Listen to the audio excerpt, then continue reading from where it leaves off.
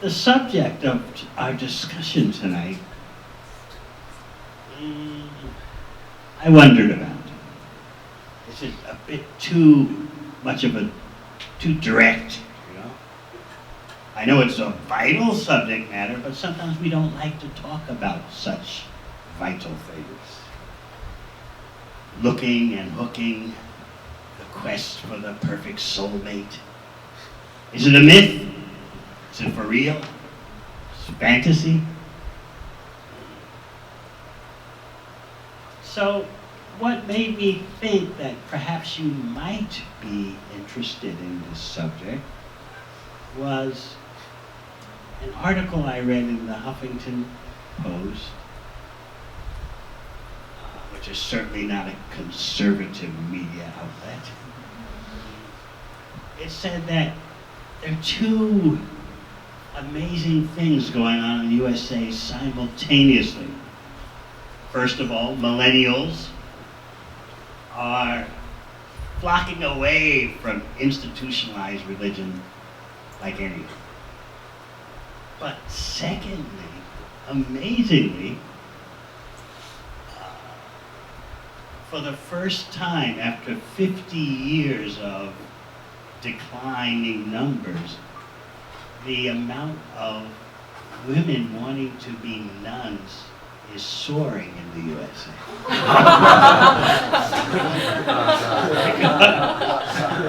It's been going down. It's like for 50 years. No one, nuns are over 80 years old, I remember one, what do you call them, administrator in the Catholic Church told me how it went in Australia as well as USA, UK, like that. Before World War II, if you wanted to be a monk or a nun, you had to get on a waiting list. Because people were so fried by World War I, and then they saw World War II is about to break out. So everyone was thinking, what kind of world is this? This is madness. I'm going to be a monk or a nun. So at that time, to enter a Catholic monastery or nunnery, you had to be on a waiting list. There were so many applicants. And then when do you think the next time things boomed? After World War II ended. People had seen so many atrocities and horrors that they just lost faith in material existence. And so, yes, right after World War II, there was another boom. You had to be on the waiting list. That went in such a way until the 60s. The counterculture, free love, that finished everything off, and things never recovered. So for 50 years, the monasteries and nunneries have been drying up. Like, who in their right mind would want to be a nun, right? Shockingly, though, for the first time in 50 years, the numbers are jacked up. So this is quite amazing. So social scientists are scratching their heads trying to figure out what's going on. And so the main reasons given are that life these days, qualitatively, is very tough. There's so much pressure. You have to compete in school. And then once you compete in school, the next thing is you've got to compete in the workplace. And the dream is that it's not enough to have a job. A job is a necessity. It's not enough to have a career. A career is like social status. I'm a this, I'm a that. What are you? I'm a marine biologist, and you are a what? You're a nutritionist. So a career is social status, and we already said the lower rung, a job is just necessity. Gotta get a job. But what you really long for is a calling. that will give your life purpose and meaning. And a job or a career can't really do that. It's too external. But a calling means the dream job that fulfills you inwardly as well as pays you. So that's one dream that everyone has. And just like there's the dream job, there's the dream partner, the soulmate, who learns to know what you think before you think it, who knows how you feel before you feel it, who's there when you want the person to be there and not there when you don't want the person to be there.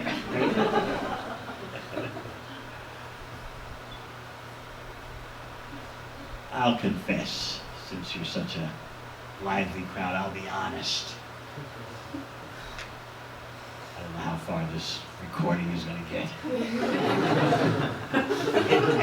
I'll tell you, my pre-monk days, my pre-Swami days. I mean, I was a university student, you know. So, my significant other was angry at me because there was some emotional crisis with her relatives and I wasn't around. So I kind of came the next day, and of course I got a bit of a tongue lashing, you know. And it went on for some time, and so the conclusion of it all was that she said, it's not that I need you around all the time, but there are times when I really need you to be here. So I asked what I thought was a logical question. So, well, how do I know of all the different circumstances and times when you really need me to be there? What do you think happened then? That's the whole point of the relationship. You're supposed to know. You're supposed to understand. So at that point, I have to confess, I started thinking, is there another way of life?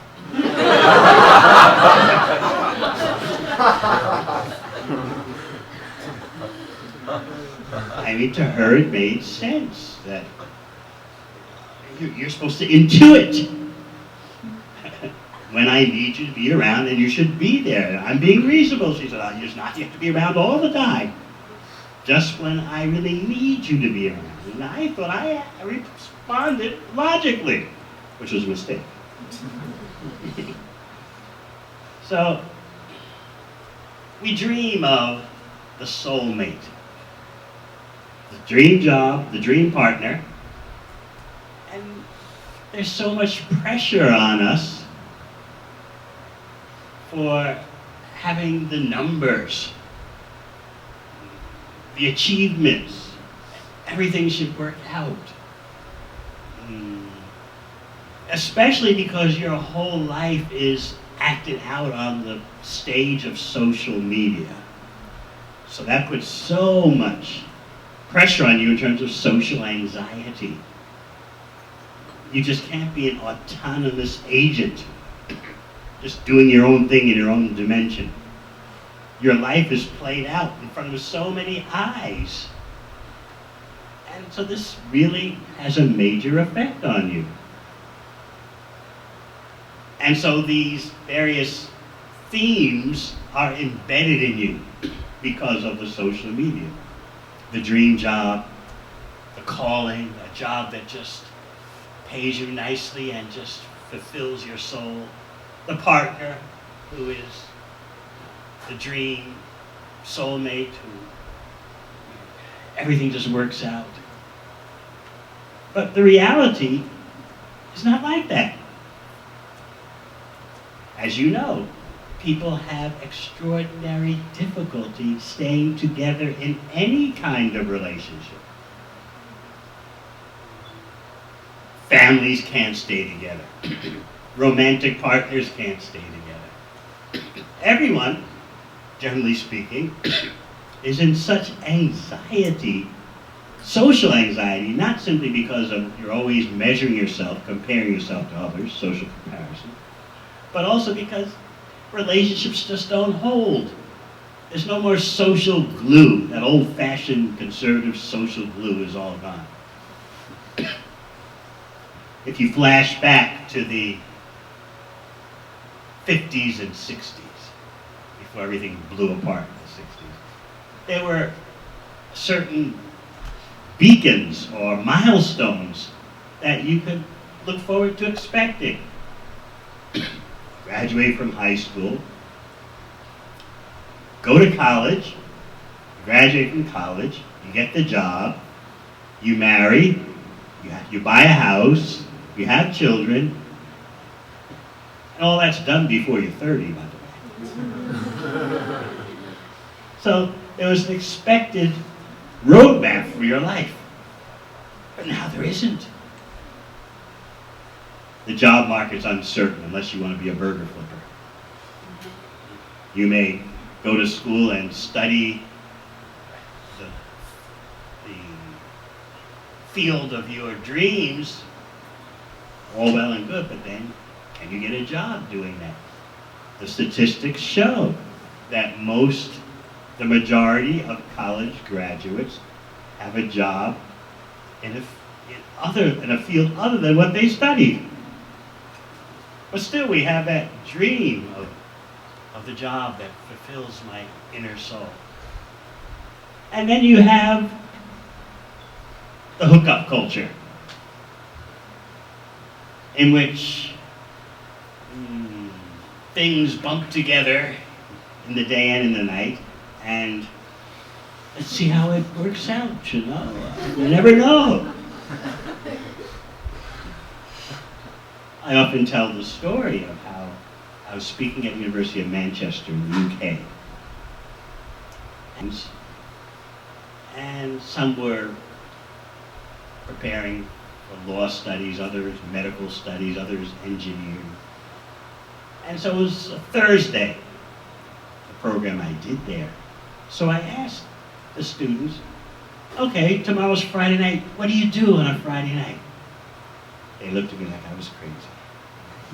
What do we do on a Friday night? What planet are you from? What do you mean, what do we do on a Friday night? I said, well, you know, I'm a world traveler. I like to gather opinions and perceptions. I said, all right, we see you're being serious. What do we do on a Friday night? Of course, we get completely wasted. And so I said, well, what about Saturday afternoon when you wake up with a splitting headache? And they all told me, true, but for a few hours of flying on Friday night, it was all worth it. So then I said, so that's all there is to it? You just give yourself agony on Saturday for a few hours of mirth and merriment on Friday night? And then one young lady who was preparing to be a doctor said, but I'll tell you, the funniest thing is when you wake up 3:30 Saturday afternoon and there's someone there next to you and you can't remember how he got there. And what's even funnier, she said, is Monday morning when you go to class, you tell everyone about it and you all laugh together. So they were serious. This is life. So I was asking some persons in New Zealand who came from that kind of scene, which is so prevalent, as you know. And I said, well, what are you thinking? And of course, these persons later became bhakti yogis, so obviously their lifestyle changed. But they were being candid. They were telling me that while you're into that looking and hooking culture, in the back of your mind is the person could be Mr. or Miss Right. You never know. And if not, well, at least you had something to do for the weekend. got this bodily machinery. You got to do something, you know. So at minimal level, you weren't bored. A bit of carnality will do no one any harm, they say.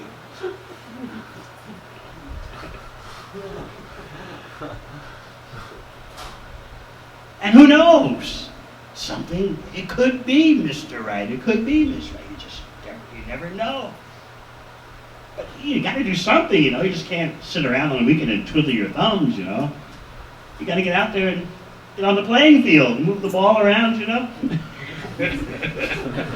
You never know, you might score, you know.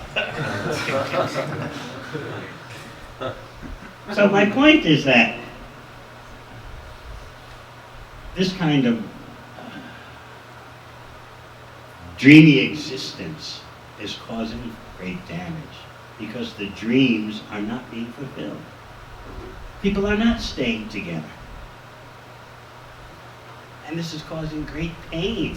There are no relationships that you can count on for stability. There's such paranoia. Just like of course Hollywood is notorious for that. Here you are in Los Angeles near Hollywood, and some actors and actresses, when they do marry, have changed their vows through sickness and health, through poverty and wealth, till death do us part. They changed it to things like, we'll stay together as long as there's gas in the tank. In other words, they actually don't expect that the relationship will endure, but while there's gas in the tank, you know, while there's fuel there, we'll burn it, you know, but after the tank goes empty, who can say? It's anyone's guess. So that kind of instability is really affecting people. There's the dream and then there's the reality. Just like the instability in the job market, you just got to take what you get for the most part. You might have been educated in this field or that field, but for the most part, statistics show you got to be humble and be thankful you have something. So it's the same with partnering. The dream is you should have a lot of fun juggling and shifting and chopping and changing in relationships. But the reality is people are miserable from that. You feel gutted out. You feel dehumanized. You feel brutish. Especially, I would say, the men. They think they're playing the game, but actually they don't like to talk about it. But I know men feel really brutish playing the game, but they think, hey, well, that's the way it is, you know. It's the way the cookie crumbles, you know. But in my travels around the world, I've especially seen how men feel. They get depressed. God, I'm just such a brute. And the ladies I talk to around the world, who are part of that looking and hooking phase in life, where's our self-respect? Where's our self-worth? Where's our self-dignity? We feel trashed out. So the whole game of looking and hooking is presented to us as, hey, that's the way life is, you know, fast lane, get it while you can, you know, it's fun, it's easy. Who knows, you might wind up with the right person for spending a few years with. But there's such agony. Why is that? It's because we're violating the real purpose of the human body. And this is a subject that may sound a bit exotic. My human body has a purpose other than the physical necessities, or other than even the psychophysical necessities. Maybe we want to be loved, we want to be appreciated, we want to feel cared for. Besides all the physical needs, we want that emotional stuff too. Does the human form of life have a higher purpose than that? What's eating out our heart, in the depths of our heart, I've noticed, is the need, and perhaps some of you heard me explain it before, the need for authenticity. We get tired and depressed of being a phony. It seems easy to play the game, because everyone's doing it. Hey, But this game takes its toll on you. You have to lie to yourself. But speak of lie to others, you have to put up such a front. And this situation is especially heightened because of social media. On social media, you got to present yourself as a happening person, You're having a good time. How often do you see on social media photos or video clips of someone who's depressed? No way. Rarely. There's always, the upbeat moments. And naturally, all that so-called upbeatness coalesces. It comes together in such a way that you think, well, the whole world is having a good time, sometimes at least anyway. What about me? And you begin to wonder about your relationships. Am I with the right person? Could I be doing better? What about my job? Do I love my job? Am I following my passion? Some guilt, right? Because these themes have been inserted into your mind.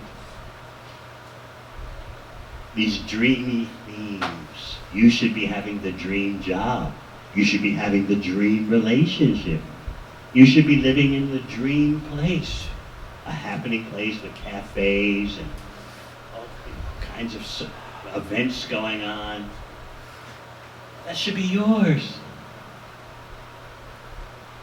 But who is satisfied from all this? People can't be satisfied because the authenticity and the stability is not there. And this authenticity and stability is a need, a very basic need. Just as you have a need for food and water, similarly you have a need for genuineness. And if you don't get that genuineness, you start cracking up.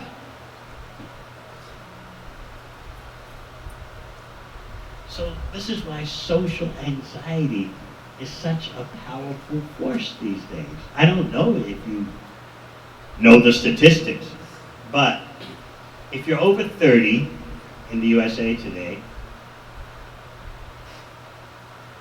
the World Health Organization has calculated that that every third adult, person over 30, that is, in the USA, will develop social anxiety to the extent that psychological treatment is needed, and that social anxiety is often accompanied by depression. So 1 out of 3. Now, if you're under 30, how many of you here are under 30? Raise your hand. Guess what the percentage is? All of us. Huh? All of us. All 1 out of 2, 50%. Having not just routine social anxiety, but social anxiety to the extent that professional treatment is required. And often, as I said, that social anxiety is accompanied by depression, which makes it worse.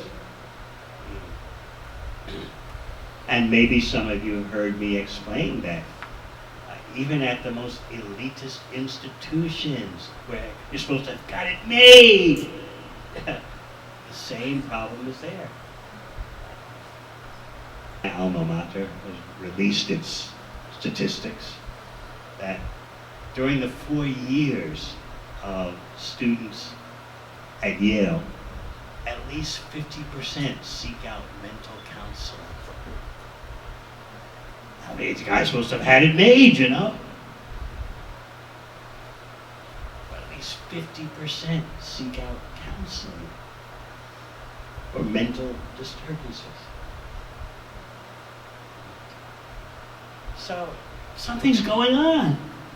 And then you have all these ladies, young American girls who want to be Catholic nuns in this day and age. Go figure that. You know, vows of chastity and all that glory stuff, you know? Chastity, poverty, obedience. God. You know, the Dark Ages stuff.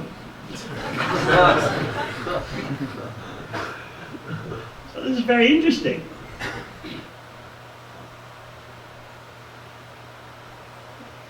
So at the Catholic universities, the staff is astonished because what they were trying to do is call in like the cool, trendy Catholic priests who would do hip-hop dancing and, yeah, we're just like you. And, and the students didn't buy it, like, you know, look, we know more about that stuff than you. We don't need to see you do that. But then they bring in the real thing, the authentic monks and nuns, and the students are all intrigued. These people look peaceful, they look genuine. So this lack of authenticness is becoming so apparent. It's like people have lost track of how to be for real, how to be genuine. It's just not an important factor anymore. I've asked the question here from time to time. When's the last time you looked in someone's eyes and said, I'm for real? Oh, they get scared. Wait a minute. We don't have to go that far, you know? It's not necessary. You can be a phony, I can be a phony, you know? That's the way life is, you know? But how would you react if someone looked you in the eyes and said, I'm for real? Like some bugs are crawling under your shirt or something. You're not supposed to be for real. You don't wear your heart on the sleeve, right? So in the looking and hooking culture, you don't have to wear your heart on your sleeve, you know? It's just all about the moment. It's all external, you know? Just hang out and bang and, you know. Things happen, you know. Fade away into the night, you know. Everything is so fast-moving, you don't need to be concerned with genuineness, right? It's not a necessity. It's not a required commodity. It's kind of old-fashioned, isn't it? Nowadays, you know, look, you know, I know you're lying, you know I'm lying, but so what? Let's see what we can make out of the situation. I know you're pretending, I'm pretending, but, you know, let's not let that be an impediment. We can still have a relationship, you know, based on phoniness, you know. And then you have your friends with benefits, you know. The whole point is how to relieve yourself of your physical needs in a convenient vending machine manner. That's the whole point.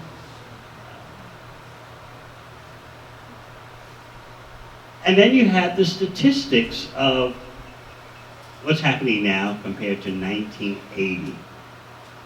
In 1980, you were married by the time you were 25. What's it now? 30. Or beyond. 30's the median, you know? So in just close to 40 years, things have jumped 5 years. So this really changes the social scene.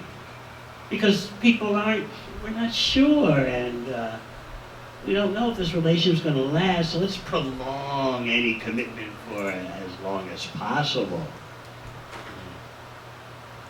So again, you see instability, insecurity. So The yogis want to address this subject from the point of view of what mission does the human form of life have? The Bhakti Yoga texts tell us that the human body gives you the mandate to become self-realized, enlightened. And if you squander the advanced consciousness of your human body on simply psychophysical needs, which have their place, but if you make those into the all in all, you have missed the train completely. And therefore you're going to feel anxiety and depression. The anxiety and depression is actually nature's way of letting you know you're driving up the wrong way on the highway. It's like if you try to get on some freeways in the LA area, big red signs with white letters, wrong way. So anxiety and depression is nature's way of letting you know, wrong way. You can't get on the freeway this way. So, what about our need for relationships though? Is enlightenment, is Bhakti Yoga anti-relationship? Do you have to become a monk? Do you have to become a nun? Do you have to become a Swami? Human beings are social creatures. You want to be with someone. None of you have island consciousness, or very few of you have that hermit type of consciousness. I don't want to be around anyone. I don't want anyone to be around me. You all have a hope that I'm going to be with someone who's understanding, who gives me companionship, someone who fulfills my needs and I can fulfill their needs. It gives me something to do to fulfill someone's needs. It makes me feel important. And I'll make them feel important. And most persons feel that has to be there. So how does all that fit into the lifestyle of spiritual development? Because as Krishna explains in Bhagavad Gita, no one can be a yogi who doesn't have a lifestyle of mind and sense control. So then you might ask yourself, well, how do you have mind and sense control in a relationship with someone else? Isn't that the time to just let your mind and senses go wild? Because that's what a relationship is all about. No. The Bhakti texts will teach you how to be partners in enlightenment. How to have a relationship based on wisdom for the sake of going to a higher level. Because as long as a relationship is just on the platform of psychophysical stuff, mental and physical stuff, it's going to be trapped on a certain level. And you see the psychophysical platform is problematic. It's subject to so many external influences. It's subject to your own karma. You may know a little bit about karma, and maybe when you bang your toe against something, you say, oh, that was my karma. But karma is much more serious than that.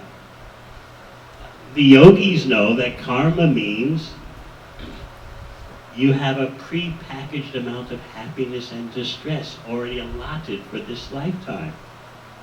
So you may change the circumstances of your life, but you won't change the amount of happiness or distress that you're due. You get it? Example I often give, especially in line with tonight's topic, looking at cooking, the myth of the soulmate. Let's say, we'll take a conventional, the mainstream relationship. John is with Jill. And so, after John's being with Jill for a while, Jane happens to come into the neighborhood. And John starts thinking, I'm kind of happy with Jill, but Jane looks like a real tasty number. I think I could increase my stock of happiness by switching from Jill to Jane. Now, how do the Bhakti Yogis analyze this based on Bhagavad Gita? They know, all right, John, you can indeed, with your tiny independence, switch from Jill to Jane. But guess what? Who knows? Guess what? You'll drag the same packet of happiness with you. You're just shifting the burden from one shoulder to the other. That's all. You have a fixed amount of happiness that's due to you, whether you're with Jill or Jane. Now this sounds really intimidating, doesn't it? It sounds disempowering to our ordinary mentality. Wait a minute. It's my life. I want to feel that I can shape my life and be happier according to my own doings and my own techniques and my own striving. It's all in my hands. The pursuit of happiness, avoiding distress. And you're telling me that if I drop Jill and go for Jane, I can do that, but I'm not increasing the amount of happiness that's due to me. Oh, that's intimidating. Why should it be intimidating? Maybe your life is meant for a higher purpose than just jumping from Jill to Jane. Maybe you got a higher goal, a higher mandate.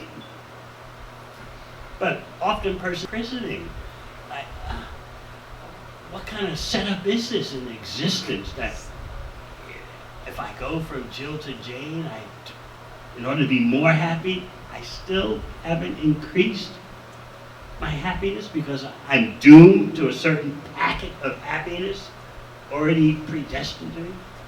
You see, it's not predestined that automatically that you'll be with Jane instead of Jill. You can, just like you go to Walmart, and it's not predestined that you'll. What are two brands of toothpaste? Colgate, and what's the other one? Crest. It's not. Okay, according to the laws of karma, the Bhakti text, according to my misunderstanding of him, I am predestined to buy Crest. It's not like that. You can choose Crest or Colgate, but you can't increase the amount of happiness that you're going to get. So if you can see your way through this, you can save yourself so much trouble. You don't get fooled spending your whole life chopping and changing. So in other words, you learn to be more satisfied with what arrangement you currently have. And you work with those current relationships. Rather than always changing this, dropping this, taking on that, thinking I'm going to increase my happiness. I was flying on a plane once from Delhi, India, to Bangkok, Thailand. Change planes to go to New Zealand. And sitting next to me was a kind of an executive type, late 40s. It turned out he was a project managing engineer who was in charge of building the whole subway system in Delhi. So he was a big guy in the engineering field, not the ordinary engineer. So he started talking to me after a couple of hours, and he said, so you're a Swami, eh? I work in India, so I know something about it. Let me tell you about my life. So he said, a couple of years ago, I divorced my wife. We were married for 15 years. And when I was 45, I just realized, she's not the one. So I dropped her, and I quickly remarried, and I've been with my second wife for a year. But, I'm 47 now, and looking over the past year of my second marriage with her, I just realized the fire's just not there. So what do you mean? The flame, the fire, what to do, it's just not there. So I said, well, what exactly are you looking for? He said, well, I said, I know you want it like in the movies, right? He said, well, yeah. should be sizzling, it should be dynamic, it should be interesting. I said, do you want a partner or do you want a performer? Well, that's a tough question.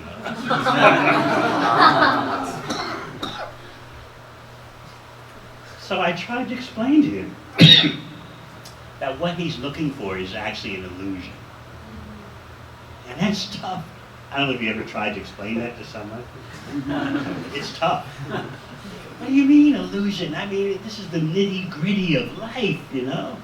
This is where the action is, you know? This is what it's all about. This is what it means to be human, you know? Stuff you can grab onto, a love you can feel.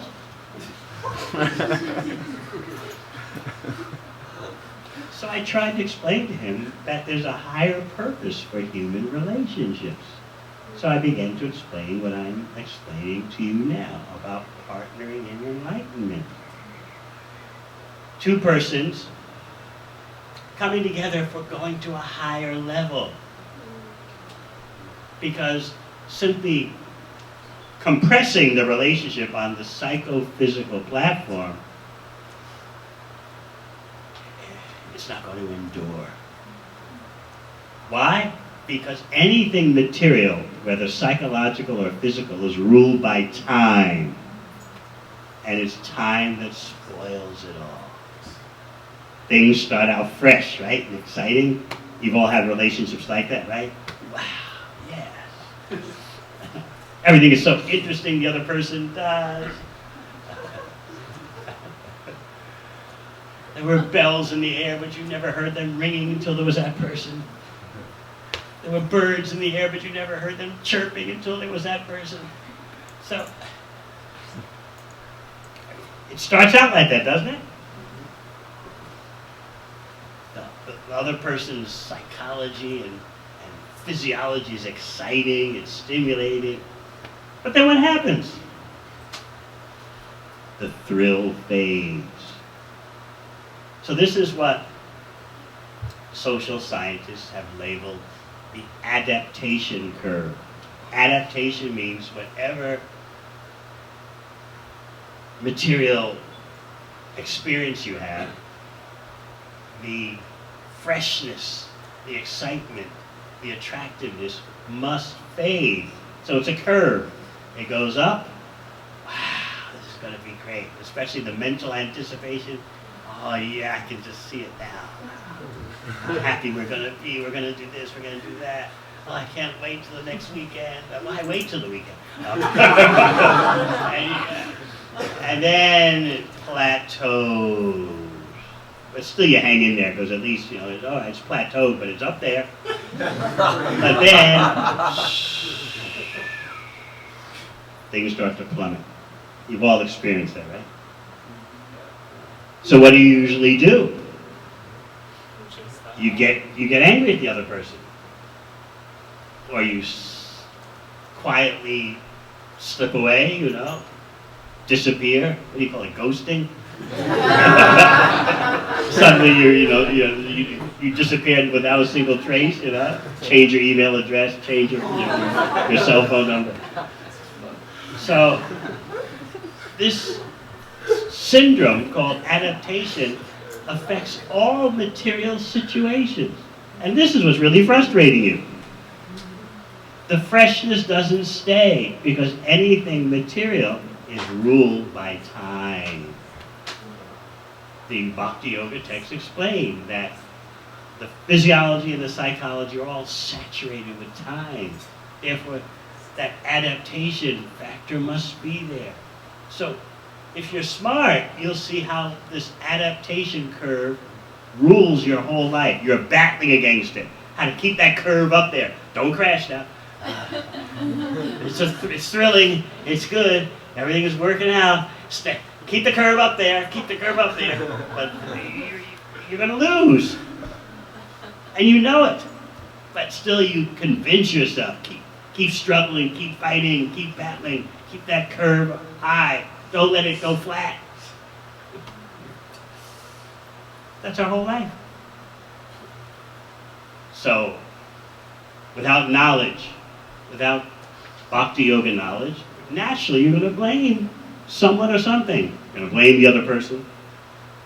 You're going to blame society. Blame God. Blame anything but yourself. Why am I victimized in the race for material satisfaction? I've got to deal with that myself to make myself worthy of a relationship. Because if two persons come together in whatever type of relationship and they have these dreams in their mind, there are going to be problems. But those same two persons, if they become partners in enlightenment, they can work together to go to the non-material platform. So this is what Krishna advocates in Bhagavad Gita. Not that you can't have any relationships, no friends, no partners, nothing. Just you in your cave in the Himalayas. No, you don't want that kind of life. Regardless of the boom in women becoming nuns in the USA, I don't think anyone here wants to become a nun or a monk. You want to be with someone. You may be, playing the game right now, and a bit of musical chairs, but, eventually you do hope to settle down, right?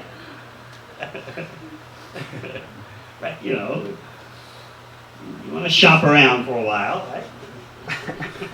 Test the market.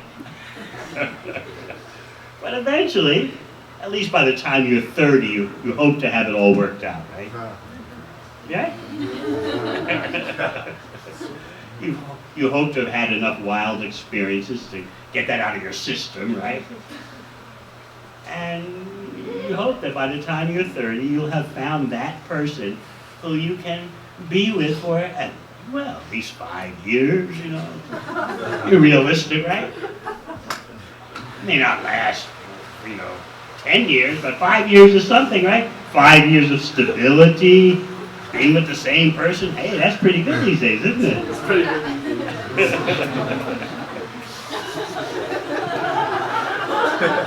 So in your heart, we're just speaking honestly.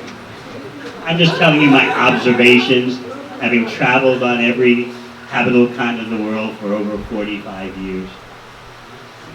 So there's a need in you for, again, authenticity. You want to be for real with someone, but you're scared to wear your heart in your sleeve. That's because we don't know what the purpose of relationships is. Why should we be together? So Bhakti Yoga gives you that genuine, authentic purpose of human relationships. Togetherness for the sake of self-realization, enlightenment. To apply Krishna's Bhakti Yoga instructions in our lifestyle and make non-material progress. And that kind of relationship endures.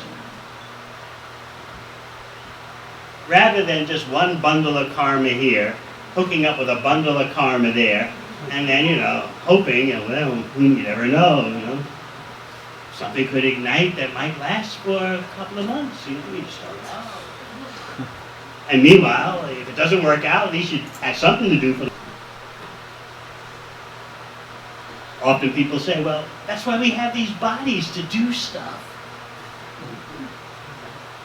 Sometimes, especially here in the USA, which is known throughout the world as a religious country, people often tell me, college campuses, yoga clubs, hey, Swami, come on, get real. God gave us these bodies to enjoy. I said, great, why aren't you enjoying? Taking your theory that God gave us these bodies to enjoy, all right, we take your assumption, but why aren't you enjoying? Go on, enjoy. Tell me, what's your enjoyment? Flickering stuff that comes and goes so quickly, you call that enjoyment? And for that flickering stuff, you got to work so hard, right? You got to struggle so much just for some momentary so-called happiness? I said, is that what you call enjoyment? So Krishna in Bhagavad Gita is trying to raise your standard of what is enjoyment. To be open to that, we have to at least recognize the frustrations of dealing with material happiness, the adaptation curve. You can't beat it materially. Any material thrill, any material happiness is going to flatline sooner or later. Now, as I often explain, psychologists have devised techniques where you can prolong, they hope, the adaptation curve for a few moments. And that's considered a great breakthrough, you know. Positive psychology, anyone here study positive psychology? Yes. Hey, you can just squeeze a few more drops out of a dry towel. Wow, it's big. We've done it. We've done it. I've explained before the various techniques for advocating for prolonging your adaptation curve so that it stays at the top level. But that's just for a few moments longer.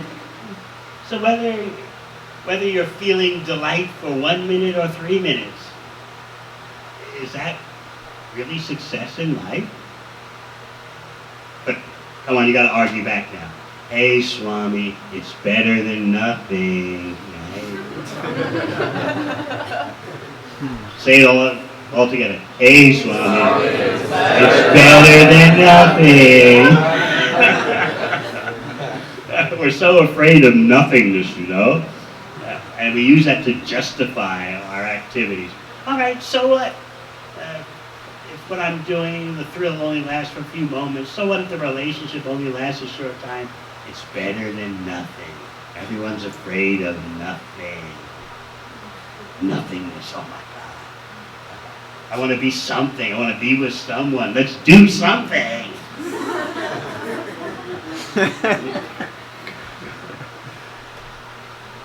So this is our situation. We've settled in our relationships for an illusion, put it frankly. And we haven't been sufficiently educated about what is better. So what Krishna is doing to us in Bhagavad Gita is giving us wisdom for lifestyle engineering so that we, in our relationships, can be for real. And that means striving for what is non-material, what is beyond physiology, beyond psychology. That's the real purpose of the yoga and meditation system, by the way. And ultimately, you want to make that connection with the love supreme, which is beyond what a tiny living entity can generate. So this is the ultimate goal of the yoga system. Connecting with that ultimate source of pleasure, known as Krishna. Unlimitedly attractive. We have a tiny bit of attractiveness in us because we're particles of the Supreme. Just like a particle of gold has some of the characteristics of the gold mine. But there's a huge difference between having a particle of gold and having a gold mine. So we need to connect to the bigger picture. And that's the real purpose of the yoga system. How to reconnect the amputated limb with the whole body. We're like amputated limbs trying to be happy on our own. But we have to reconnect with the complete whole.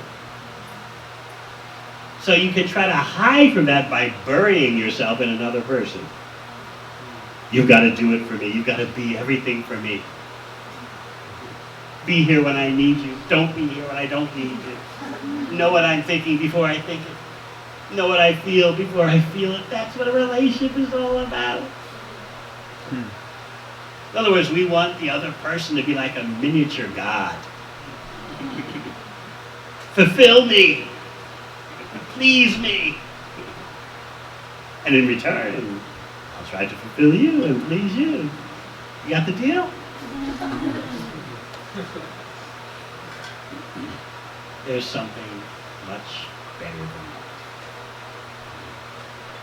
We want to acclimate ourselves to life, a life of the spiritual living style. That means the ultimate connection.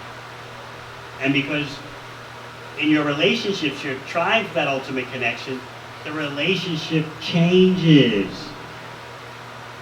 Because you both are in connection to what is for real, what is unlimited, unlimitedly attractive, ultimately satisfying. So then you can properly deal with your fellow living entities because you're connected. It's like if I got two amputated fingers trying to have a relationship, it's not going to work out. But if both fingers are connected to the whole body and they deal with each other, then something can happen. So please see yourself as like an amputated limb trying to hook up with another amputated limb. Good. Something a bit wrong about that, isn't it? It's strange. You try it next time you meet your designated target. Hi, amputated limb. How's the disconnection going? Let's pretend that by our being together, we're going to get a sense of wholeness and fulfillment, even though we're amputated limbs. Now, there's no doubt we don't need to consider any ultimate connection. What's it got to do with you and me? You're an amputated limb, I'm an amputated limb. Things can happen, you know? So try having a dialogue like that. What do you think? Not what you want to do on your first date, huh? But I know that some of you really want to be for real, and you're worried about authenticity. But how do you be authentic in a world like this? Everything is upside down. It's not like the old days that your parents or grandparents went through, you know. You work at a corporation or a factory all your life, the same job for 50 years, and you retire with your pension intact. And, those days are gone. Couples stay together even if they hate each other because they're worried about, social ramifications if they break up or religious ramifications. And all those old stabilities are long gone.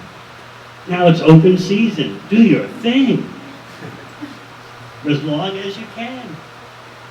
It's your obligation to enjoy your senses now as much as possible. Right? It's your responsibility. Don't let your youth pass without just doing everything and enjoying everything. And then when you get tired of doing that here, you want to travel overseas and do the same thing there. I get to see that. Being based in New Zealand, it's like the capital for millennial adventure tourists. And so they just come there by the thousands, doing extreme sports and mountain climbing and surfing, and it's all going on at once. And I can see that they're longing for something deeper, but you're almost afraid to express that because it's not cool, right? But you can come here and you can express that. That's why we have this gathering here. Frustration with material so-called pleasure is the first step toward real human progress. But you have to go further. If you're just frustrated and leave it at that, you're going to be just angry and hostile and cynical and burnt out. But let that frustration go to the next step. I need higher knowledge. I need better wisdom, which will then help me to engineer a better lifestyle. So that is the real wealth, the real calling, the non-material lifestyle, bringing about the non-material happiness. This is what Krishna wants to give. All right. Any questions?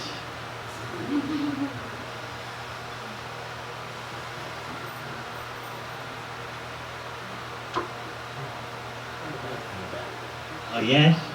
Yeah, I went to the Lord Jesus Christ, my personal Savior. Can you start again? We've got to I'm into the Lord Jesus Christ, my personal Savior. praise the Lord. And I have a question.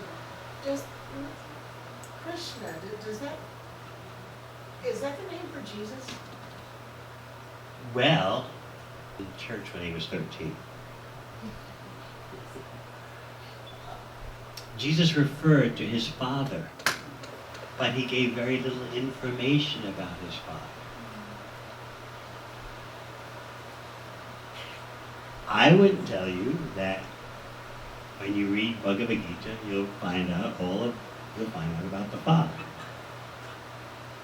Anyone who's a bhakti yogi, that means yogi striving for pure love and devotion, any real bhakti yogi recognizes Jesus as a topmost bhakti yogi. He taught love of God.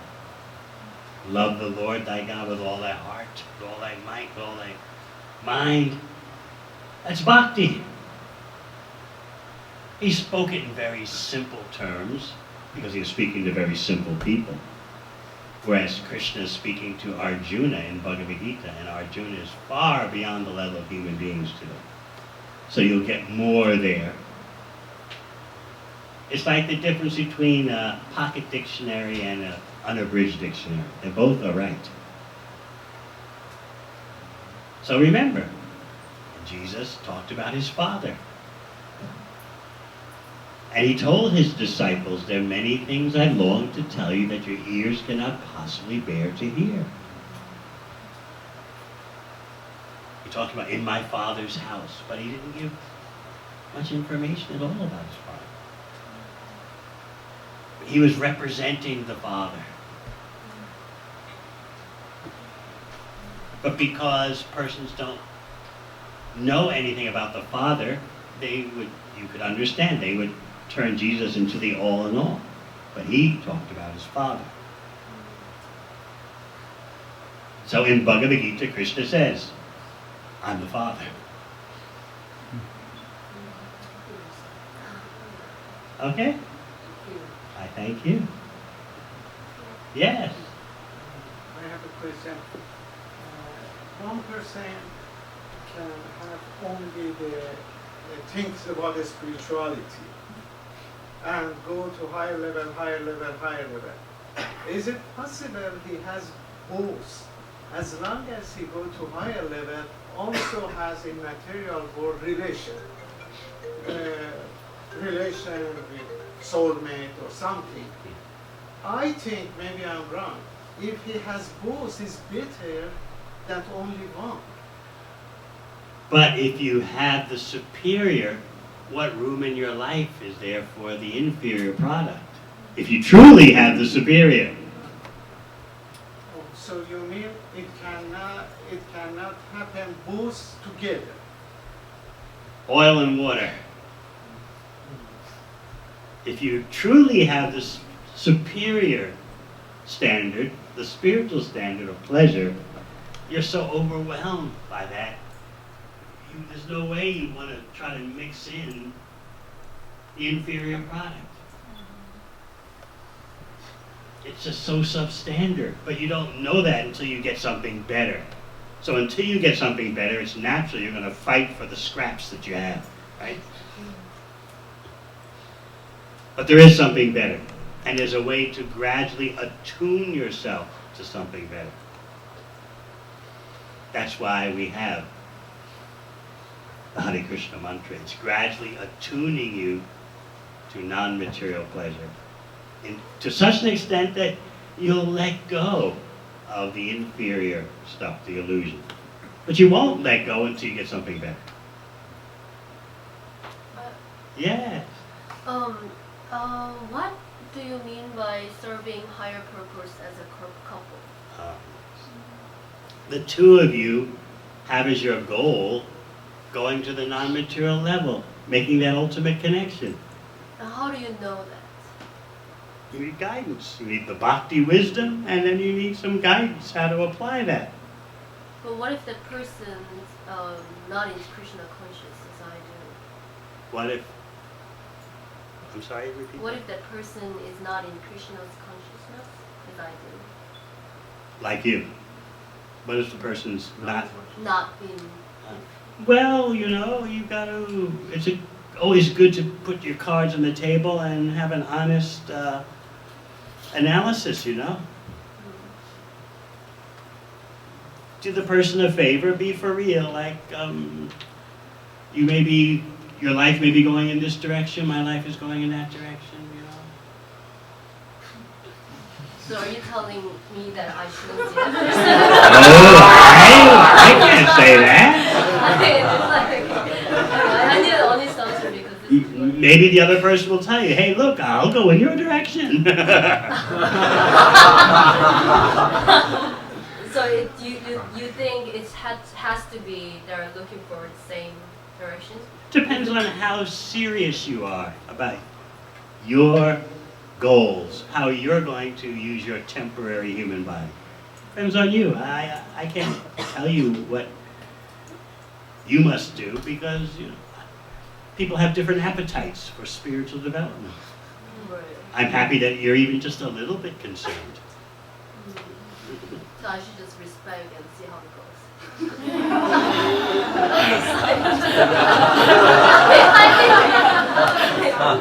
I don't speak English. So what is it? I mean, is it just? No, this is just personal things. I know it's a personal thing. Yeah, it's like. Depends on what you want to do with your life. You come into this world alone, and you're going to leave this world alone. So what do you want to do? What do you want to accomplish? That question you have to answer. What is your ultimate goal in life? What's the purpose that you see of the relationship?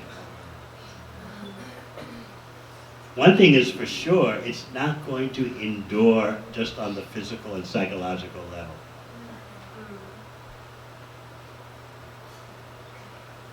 Right? Yeah. You know that, right? But hope against hope, right? And you got to be with someone, right? Thank you. Yes. Can you please share a struggle that you faced on your spiritual path that you think would be appropriate for this audience? Well, I already said one earlier, right? I was baffled. And then I concluded, it's got to be a better way of life, but I don't know what it is. I mean, the other person had a point, I had a point, but yeah, I didn't see how it could be resolved materially. And I didn't see that it was my calling to resolve such things. Perhaps in terms of dealing with moving away from the material realm. Oh, when I heard one challenge I had when I started my bhakti calling, one challenge I had was hearing my spiritual teacher, Srila Prabhupada, criticize the divine place known as New York City. He would say it's a dirty place, it's a noisy place. And I was living in Manhattan. I thought, wow, New York is the greatest place in the universe, the city that never sleeps. Just anything you want is here, cafes, nightclubs, concerts, this, that, the other. It's all there in profuse varieties. How could anyone criticize it? So that was one challenge.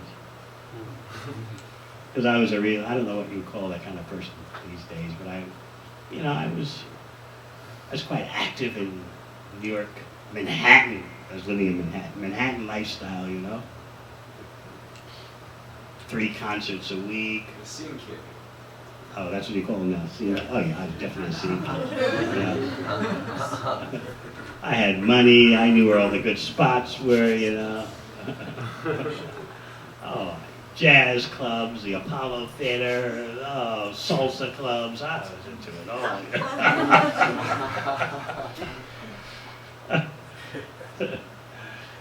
I thought, this is the greatest. So then when I heard my spiritual teacher criticize the city, I had to think deeply about that. And then I began to see the place is so passionate. And so much of its passion depends on ignorance, intoxication. It's intoxication that fuels the passion. So I began to realize, this is not really the way human life is meant to be lived. But it took me some time to come to that conclusion. Okay? Yeah. I have a question. Does sex impact spiritual development, or does it promote connection? And what are Hare Krishna's views on that between couples that are strong in their beliefs with Hare Krishna? Well, you know, no one here is interested in that, so I'm not going to answer.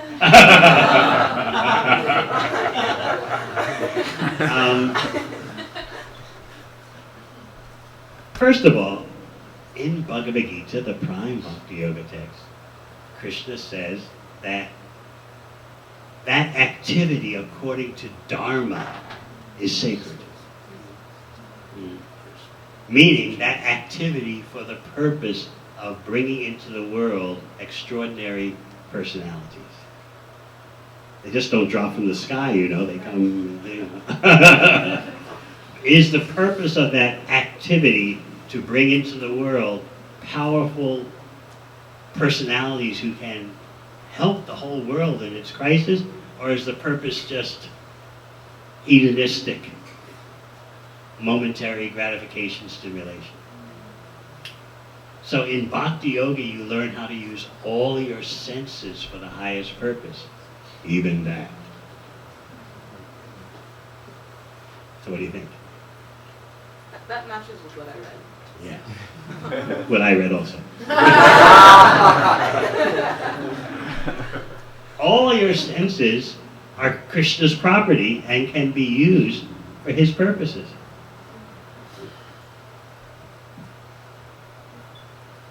My mother, a few years ago, was a very focused Christian, I would say in a fundamentalist way.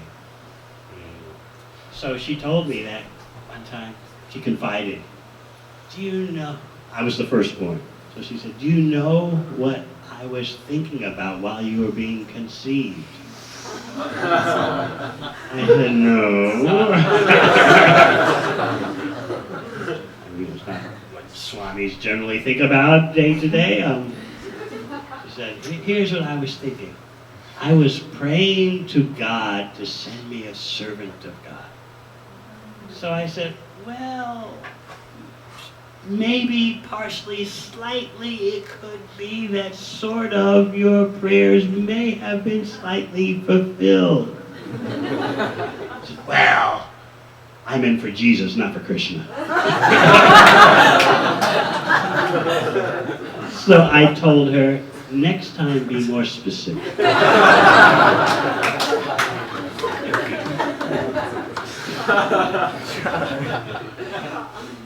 But unknowingly, she was verifying the power of conception in the proper consciousness.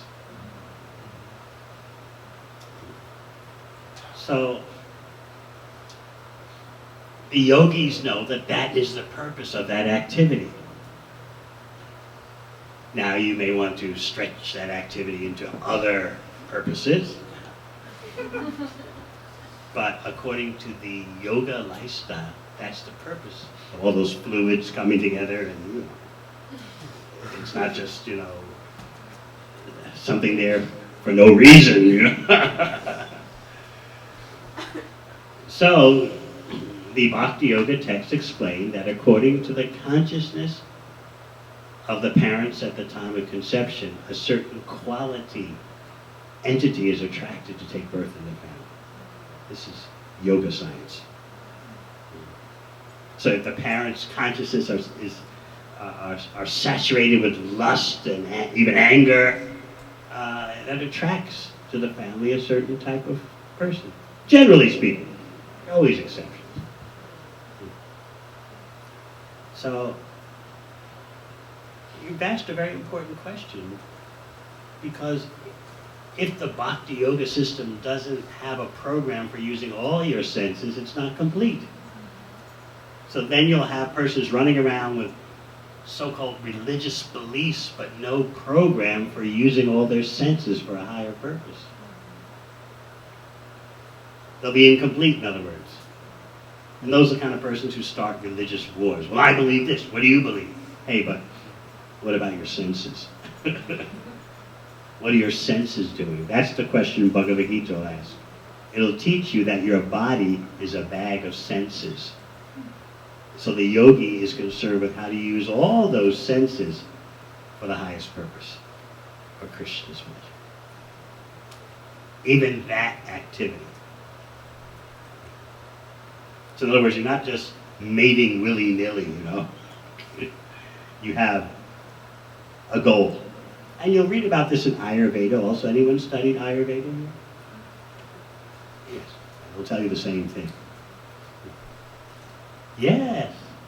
What if we are trying to be on the path of Bhakti Yoga and that we are looking for a partner that would share and put Krishna at the center, but we haven't found someone, so then should we be praying to Krishna? Is Krishna mad at us? Like, where do you put all that when you're already trying? And I know there are people here who probably are concerned too, that it's what do we do? Just keep going? Just keep what? Is that part of our karma to not have found someone? It's going to be like that forever. There's going to be no one. Be patient. Even if you're a materialist, if you want the so-called right person materially, you've got to be patient. You can be a bit proactive and go to places where other Bhakti yogis inhabit. And there are online services for Bhakti potential matches, you know. It's all going on these days, you know. You didn't know that? Yeah, there are online services. What's it called?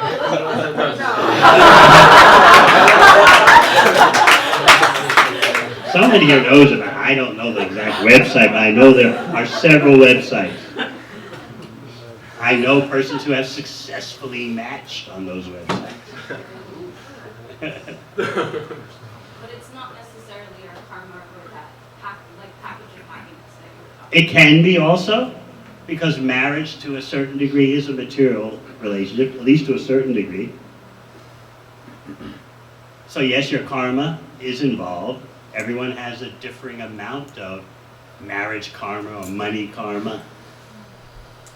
But if Krishna is solidly in the center of the relationship, that is much more enduring than any karmic affinity or lack of affinity, or karmic happiness or karmic distress. In other words, have something higher going for you in the relationship. Okay? And if I see anyone, I'll let you know. Yes. What about homosexuality in this case? What about it?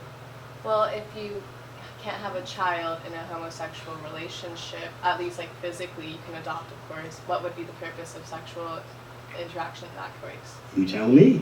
I don't know. I'm just curious. Actually,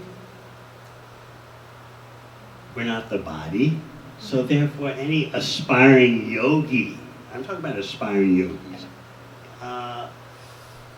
wants to be careful, regardless of what your gender preference is, you want to be careful about how you use your senses, whether you're hetero, homo, bi. Because if you're not your body, then how is it that your body will satisfy you, whether this way, that way, the other way? So, actually, the bhakti yogi is equally disposed to all forms of bodily gratification. You're not the body. So why indulge in activities that will deepen your illusion, whether it's this way, that way, the other way? Okay? Yes. I wanted to ask. You said that there's like a fixed happiness, that we all have like a fixed happiness, whether we like go here or there or anything like that. What if let's say you're with someone and maybe in the past they've been like hurt, or like maybe a past relationship didn't work out, but Never happens. never. But like maybe let's say you're their partner and all, like you just want to like give them happy, like you just want to like make sure they're always like not always happy, but like you want to make sure that you are able to provide that happiness for them, or kind of, I don't know, or what? It's not a different experience, or like. What can you actually do for someone else? Yeah, for someone else, and then. What you tell me? What can you do for someone else? What do you got to offer?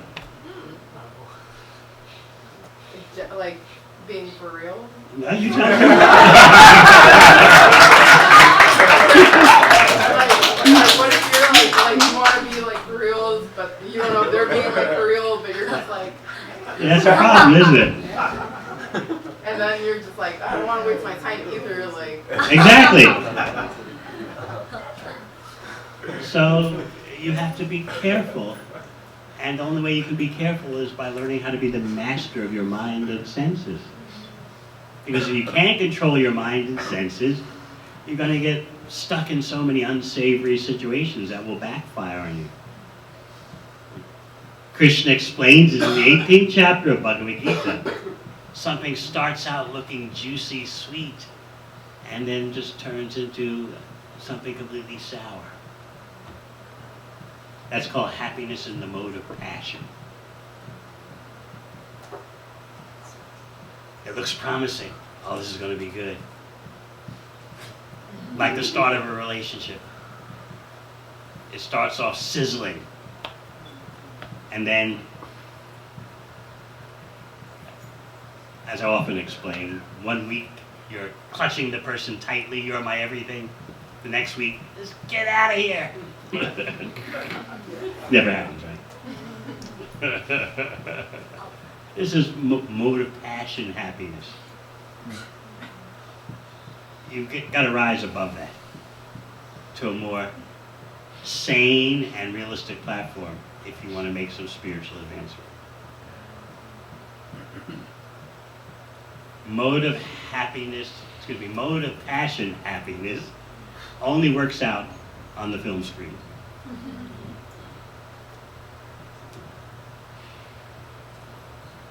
And then the movie ends, you don't know what the actors are doing.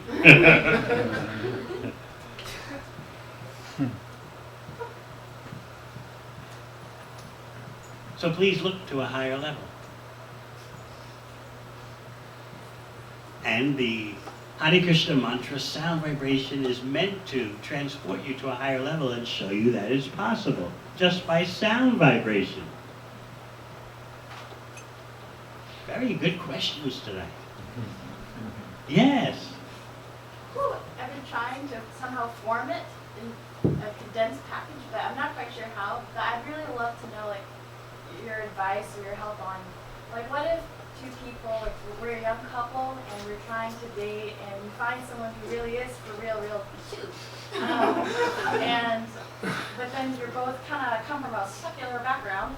So just wondering if you could give advice on like young people coming together and like starting something new, a new relationship, and wanting to, because I really like what you said about focusing on the non-material, but I feel like the future, when you find someone, like for me, for example, like my boyfriend and I we're a young couple, and like how I know it's like for real, it's like we want to build a future together, but the future is so material. It's like, oh, we want to have a house together, we want to have like a family, so it's very materials. I'm wondering if you have advice on how we can begin our Are you bringing him here? Well, this is my first time here. That's a good beginning. The journey begins with a single step. Bring him here next time. It might turn out he's more interested than you. Whoa, whoa, whoa. It happens, you know. But I guess what I'm trying to ask is like, when you, let's say you both decide you want to have a non-material relationship or You connection. got to find out what that is first of all. Oh, okay. Are you the body? Are you the mind? Or are you something beyond the body and mind? You need knowledge of that. So how would you go about getting that? Like, if you have to read the... That's why we have these sessions here. That's why we have the mantra meditation. We have the bhakti yoga books. All to usher you into a higher lifestyle. You need wisdom and the application of wisdom in your lifestyle. So here you can learn how to enter the bhakti laboratory. When I'm in the UK or Australia, I say laboratory. But this is USA, so I switched to laboratory. Thank you. I thank you. Very practical question. All right, shall we say? The last question.